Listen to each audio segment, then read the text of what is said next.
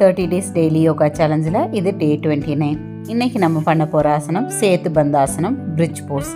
முதல்ல மேட்டில் ஸ்ட்ரைட்டாக படுத்து உங்களோட 2 கால்களையும் நல்லா மடித்து பிடிச்சி உங்கள் தொடையோடு ஒட்டின மாதிரி வச்சு உங்களோட கணுக்கால்களை கையை வச்சு பிடிச்சி நல்லா உங்களோட முதுகு பகுதியை மேலே தூக்கணும். இதில் உங்களோட ஷோல்டர்ஸ் கீழே தான் இருக்கணும், தலையும் கீழே தான் இருக்கணும்.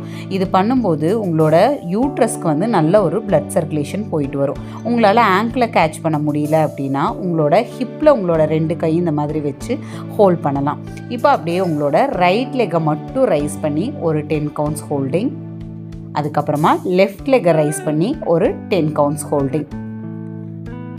இந்த மாதிரி நார்மல் ப்ரீத் இன்ல ப்ரீத் அவுட்டில் பண்ணலாம். கையை கீழே வச்சும் பண்ணலாம், ஹிப்புக்கு சப்போர்ட் பண்ணியும் பண்ணலாம், கணுக்கால் பிடிச்சும் பண்ணலாம்.